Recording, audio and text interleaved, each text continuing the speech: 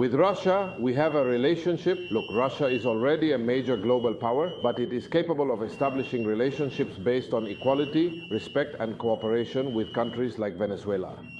In fact, we could say that our relationship with Russia is exemplary because the Russians, with President Putin at the helm, have built a model based on respect for international law and cooperation for mutual development. We have, in fact, 25 years of military cooperation. And there has been a tremendous number of cadets and officers who have been trained in Russia, a huge number of Russian officers who have always come to Venezuela, and who have a calm, steady, and very fruitful cooperation. And that is going to continue. With Russia, we have a relationship. Look, Russia is already a major global power, but it is capable of establishing relationships based on equality, respect, and cooperation with countries like Venezuela.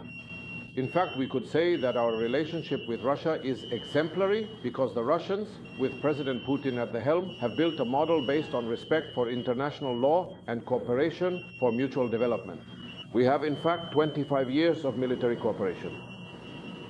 And there has been a tremendous number of cadets and officers who have been trained in Russia, a huge number of Russian officers who have always come to Venezuela, and who have a calm, steady, and very fruitful cooperation. And that is going to continue. Now, because the current situation of threats against Venezuela turns it into news, that's the media that wants to destroy Venezuela. It's the Western and American media that hate Venezuela, envy Venezuela, and would like to destroy it.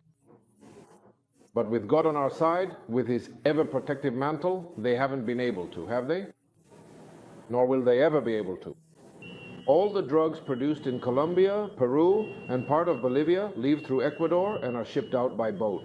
And the companies of the president of Ecuador, who stole the elections through a fraud involving the surname Novoa. I think his name is Daniel, isn't it? Daniel? Yeah, Daniel Novoa.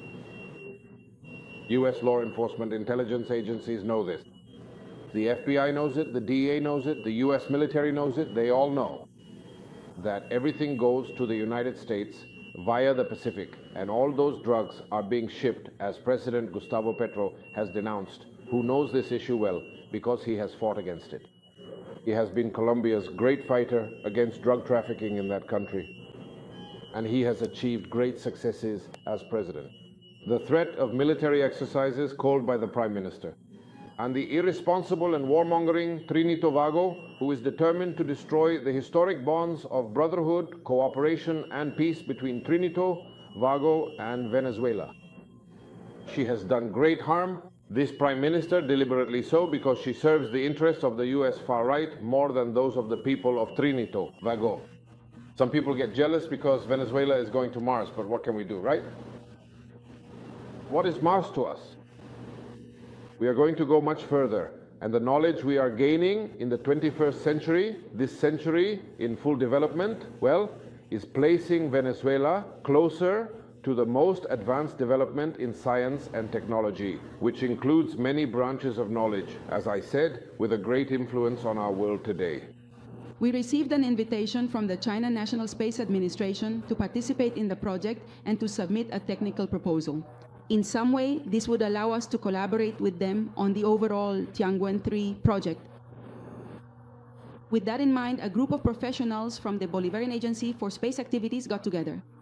We have met to come up with a proposal of ideas and, in some way, contribute to the objectives of the mission. Correct. From this came the idea of a cosmic ray detector in order to somehow determine the incidence of a number of space particles. That is, to understand the impact of the space environment on the surface of Mars, and also, in some way, as it orbits above the Martian surface. And in the future, this will allow us to meaningfully contribute to a wide range of space missions by helping to carefully determine which specific areas or particular regions of the planet would be best suited for the settlement and establishment of future human missions, as well as for its detailed scientific study. We already decided at the first Congress to set up Venezuela's first mini-satellite factory. That is already making progress.